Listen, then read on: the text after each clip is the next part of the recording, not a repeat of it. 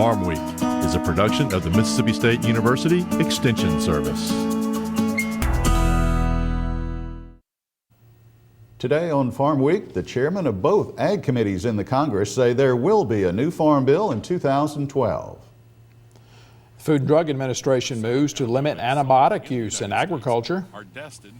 We'll step back to March for the National Agriculture Day at the Mississippi Farmers Market. In Southern Gardening, learn some ways to make small spaces in your landscape have a big impact. In the markets, cotton responds to Wednesday's news out of India, while U.S. rice may have some export business from Colombia. In the feature segment, Mississippi's forest industry joins with Habitat for Humanity to build an entire house with wood grown and harvested under SFI. At this particular project, one of the greatest of those is, the philanthropical spirit that goes along with the project itself, but also it's very educational to the entire community to see that not only can you build a house with SFI certified wood, but that's something that can happen right here in Mississippi with quality professionals all the way from the point of harvest where we are today, all the way through the manufacturing as we see all the way up into the house.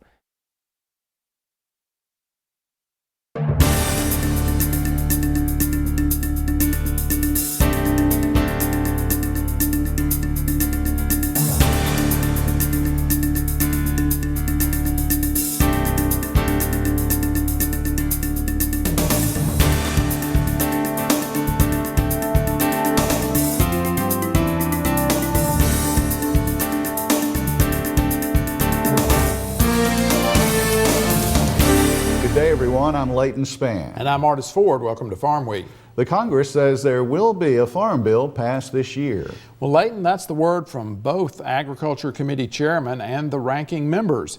The promise was made during a meeting of the North American Agricultural Journalists. The Senate Ag Committee will begin markup next week. The goal is to move the 2012 Farm Bill to the Senate floor sometime after April 27th. The bill has strong bipartisan support and reportedly will cut $23 billion in spending over the 5-year lifespan of the bill. The bill will reportedly move U.S. farm policy to a risk-based system of support, which will include crop insurance. Direct payments are expected to fade away, even though House Ag Committee Chairman Frank Lucas said direct payments are less likely to violate international trade law. The use of antibiotics in livestock could change dramatically in the next 3 years. The FDA wants to stop the so-called subtherapeutic use of antibiotics to promote growth in livestock. Market to Market's Mark Pearson reports. The Food and Drug Administration asked farmers to voluntarily stop using more than 200 antibiotic products for growth promotion and instead devote them solely to treat and prevent diseases. Drugs relabeled for disease prevention would no longer be available to farmers over the counter. Instead, a veterinarian would prescribe antibiotics such as penicillin and tetracycline for livestock herds. According to the FDA, 80% of antibiotics sold in the United States are destined for animal use. Since the 1960s, antibiotics have been added to animal diets via feed and water to prevent diseases and, more controversially, to stimulate livestock growth. But concerns over antibiotic-resistant bacteria began in the late 1970s when FDA officials first attempted to restrict their use. The new federal guideline signals a major turning point for FDA and drug use for America's livestock herd. Michael Taylor, FDA's Deputy Commissioner for Food, heralded the guidelines as a breakthrough, saying, "There is a real buy-in from the drug companies. They realize the time has come to make this shift." The CEO of Elanco, Jeff Simmons, approves of the guidelines and said his Indiana-based firm plans to steer clear of some company antibiotics in an effort to adopt more natural alternatives. Despite steady applause from some consumer groups, various farm organizations urged caution. The National Pork Producer Council said the FDA rule could be problematic, particularly for smaller producers or producers in remote areas who may not have regular access to veterinary services. After a 90-day comment period, companies will have 3 years to implement FDA's guidelines. Next, here on Farm Week, we're playing a little catch-up. Back on March 8th, National Agriculture Day was celebrated at the Mississippi Farmers Market in Jackson. Ag producers, educators, local restaurants, and elected officials used this time to recognize the benefits of knowing where ag products come from and to know those who grow them. FarmWeek's Amy Taylor reports. Being knowledgeable about agricultural products and shopping locally benefits your health and the local economy. At National Agriculture Day in Mississippi, Bob Stolzfus, owner of Bobcat Farms in Florence, Mississippi, talks about some of these benefits. You've got the grocery stores and they're selling produce that are coming from other countries or other regions of this country, and my wife and I and the people who work at this market or sell at this market believe that eating local is really a lot better for you. You get to meet the person who's growing your food, and we share recipes with them, but they turn around and share recipes with us. I can't believe how many of our customers are taking these greens and juicing them. Additionally, Stolzfus says local produce is fresher and more nutritious. Local chef Steve D'Angelo says it's important to teach healthy eating to young people early on. I know for me as a chef, being a young boy and looking at food and the questions of where things came from. And we had a bunch of kids coming through here today looking at it, eating produce. We had them eating shrimp cakes and broccoli leaves and tomato jam. Who would have figured, right? And you've got to come out and support this because all these local farmers are depending on it. That's what makes the wheel turn around. So we need everybody's help to come out here, us as restaurants, doing what we can do to try to use as much produce and get the message out there that there's lots of healthy things you can do with the food here, and support the local farmers. That's where it's at. In addition, D'Angelo says with the right ingredients, getting young people to eat healthy is easier than you think. Special guests at National Agriculture Day included various elected officials who say it's important to set aside a time to appreciate the hands that contribute to our abundance of nutritious food and ag products. From Jackson, Mississippi, I'm Amy Taylor reporting. Sometimes simple ideas can lead to a big impact. In this week's Southern Gardening segment, Extension Horticulturist Dr. Gary Bachman gives us some simple ideas to make small spaces shine.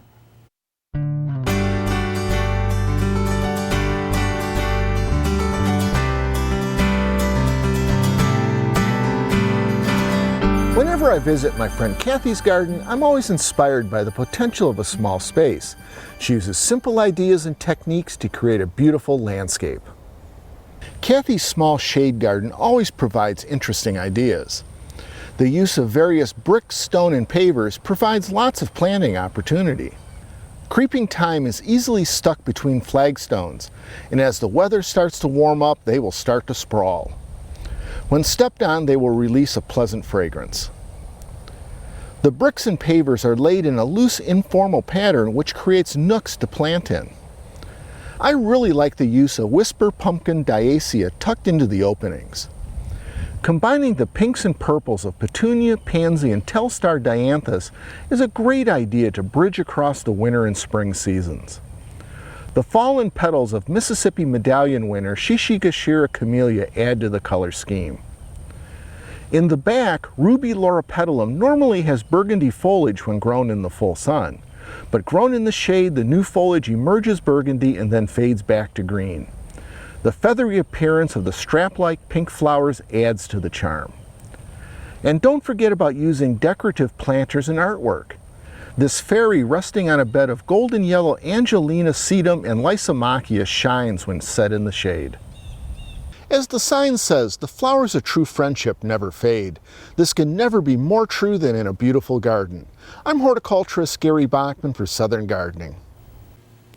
Gary says don't be afraid to experiment with color when you're trying to bring those small spaces to life. In the feature segment today, the Mississippi forest industry shows how the sustainable nature of modern forestry is greening up a Habitat for Humanity home in Meridian. Time now for the markets with Layton, and this year's outlook for the hog industry is not quite as bright this week. No, apparently not. Profits, in fact, are having to be trimmed back some, as we'll explain. Also ahead this week, retailers may help put a floor under cattle prices. That recent U.S.-Colombian trade deal benefits the rice industry, while some believe U.S. cotton may see additional exports. The value of boxed beef sales has been growing and is in fact helping to support the beef complex. However, the cattle sector saw as a whole some price slide at midweek here due to uncertainty about pork demand and some sharp outside market pressure. Analyst Tom Fitzenmeyer says while fund liquidation is what started the recent problems, A lot of other issues also help to magnify the negative situation. Things have kind of gotten cleaned up. The exports were off last month. That didn't help any either. The dollar's been firming up. That's not helping. So I mean, there's cattle did great this winter. The rate of gains were awesome. So there's more tonnage available than we'd really expected. So there are a lot of things that came together to sort of magnify that fund liquidation when it came along. Continuing in livestock, the lean hog futures have suffered some sharp losses this week. And there is also a less than rosy profit outlook, as we mentioned earlier, on the table for pork. Analyst Chris Hurd of Purdue Extension says higher feed prices in the past few months as a result of crop damage in South America has increased producer cost, thereby reducing the profit outlook for hogs in 2012. Pork supplies this year are expected to rise by about 2%. But analyst Hurt says demand is expected to absorb the modest increase, with exports continuing to be that all-important component. Now, the current outlook is for profits of just $4 per head this year, whereas last year they were estimated to be $14 per head. Time now to look at our trivia quiz here on Farm Week. The aging of America's farmers is our topic. What state has the oldest farmers and ranchers? Here are your possible answers: Arizona, Mississippi, New Mexico, or Texas. I'll tell you in just a moment. We're going to pause for a short break on Farm Week. Coming up, we'll look at the calendar and the second part of the markets. Leighton Spann reports on cotton prices, and a South American agreement should help U.S. rice farmers. In the feature segment today, Mississippi's forest industry pitches in to build a green Habitat for Humanity house in Meridian.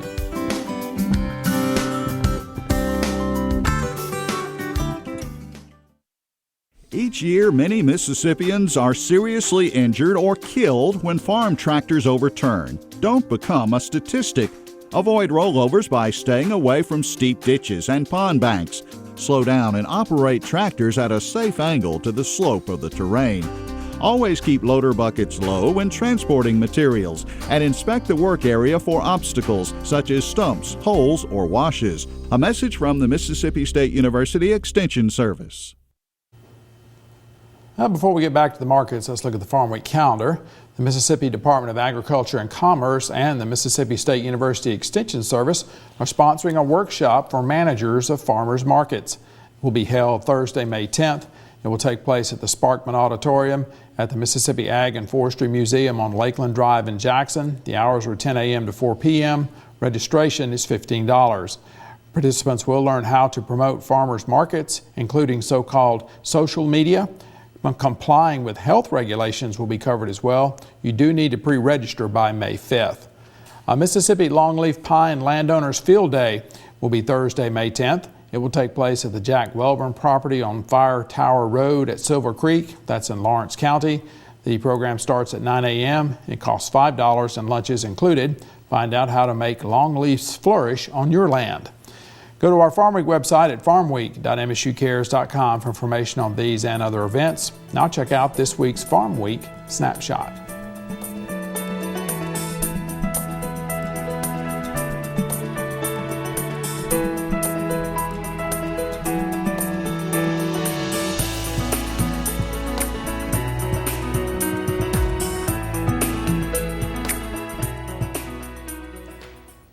That new free trade agreement between the United States and Colombia offers apparently important short and longer term economic benefits to U.S. rice, as well as the millers and exporters.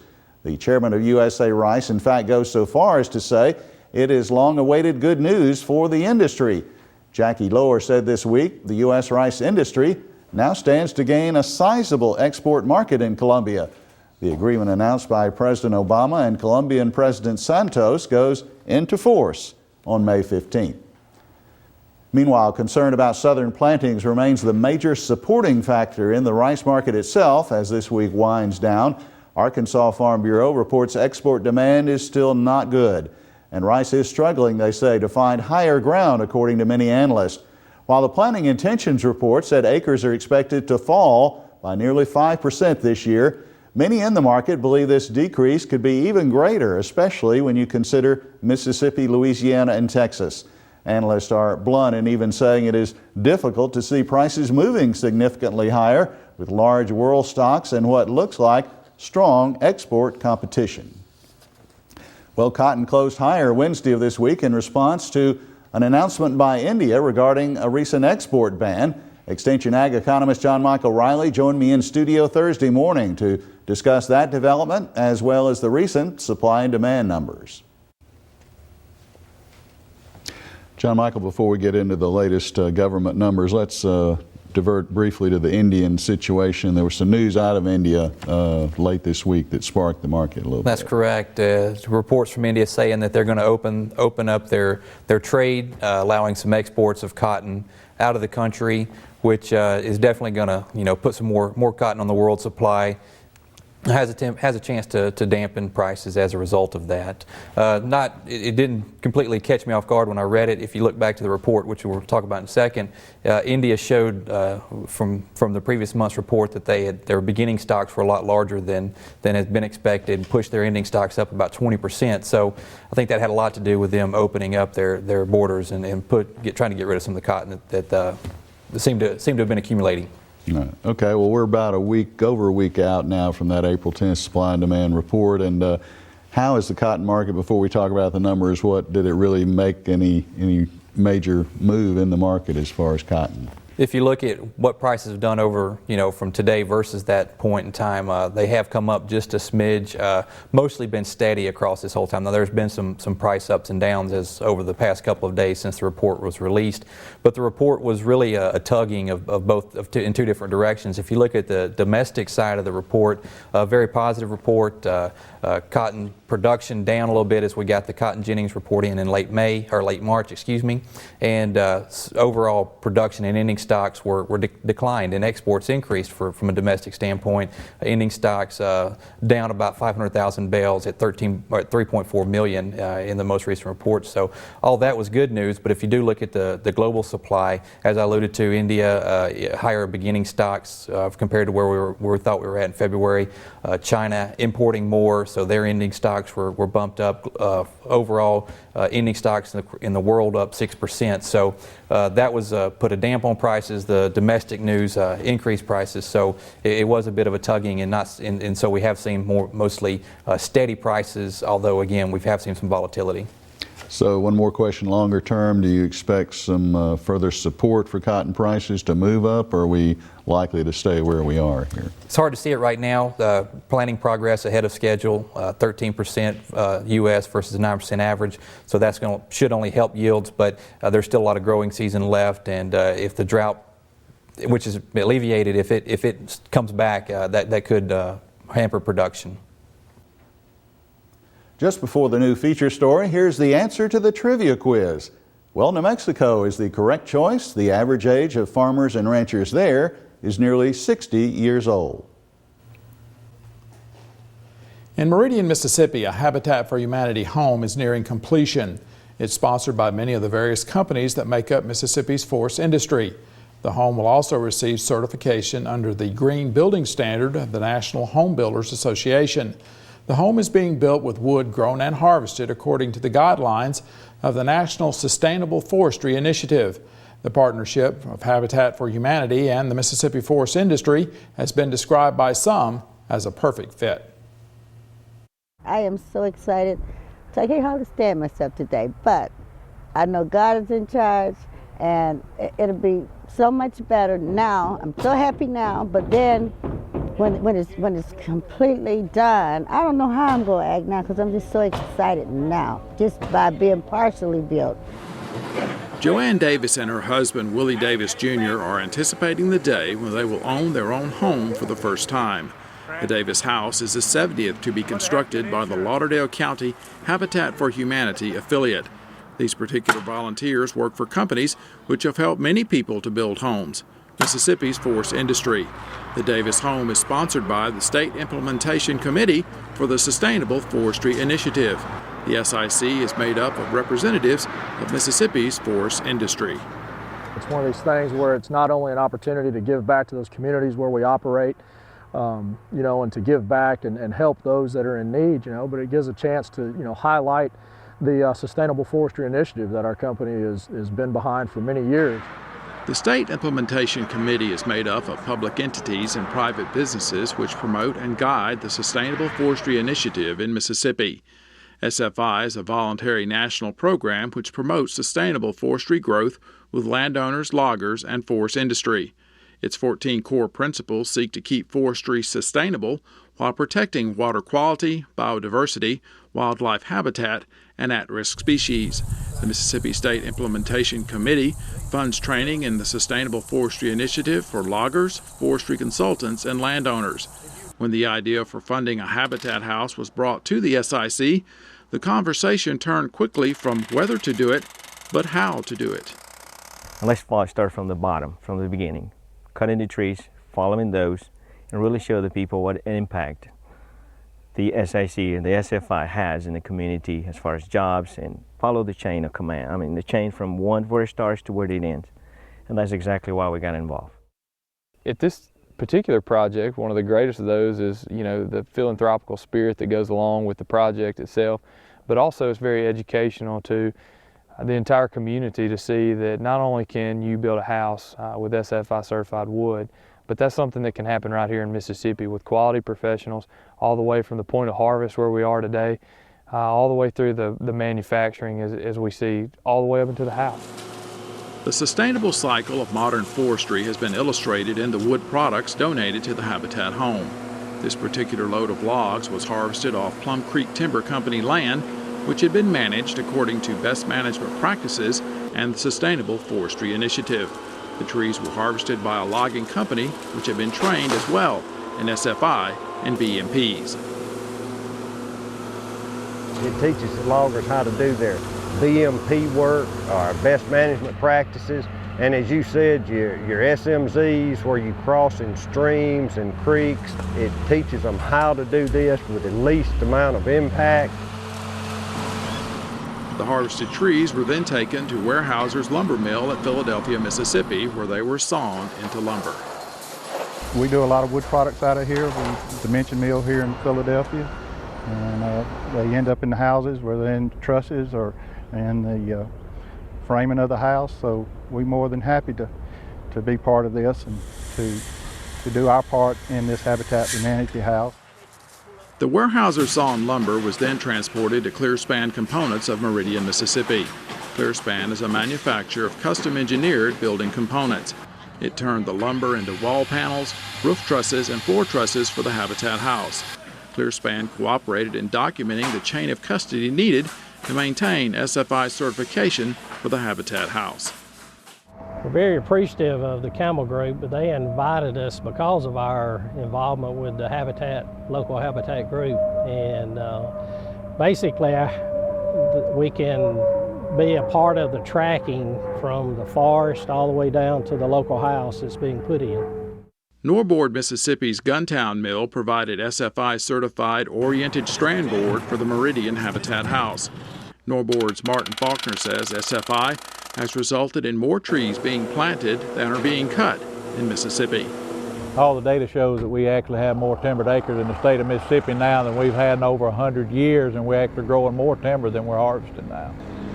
Fonda Rush, director for Lauderdale County's Habitat for Humanity, says the timing was right when SFI's State Implementation Committee approached Habitat about building a home using SFI certified wood. And we were already sort of doing Energy Star homes and just not asking for certification. But on this, we decided on our next house, we totally wanted to go to green and become a certified green home using the National Home Builder Standards for green building. So it all just began to work out really well because the SFI is recognized by the National Home Builders Association standards. Habitat for Humanity is a nonprofit ecumenical Christian ministry founded on the conviction that every man, woman, and child should have a decent, safe, and affordable place to live. Rush says the biggest misconception about Habitat is that the homes are simply given to their new owners. Habitat home sponsors donate money and Habitat raises other funds, but the new homeowners pay for their homes, helping provide funds for future construction.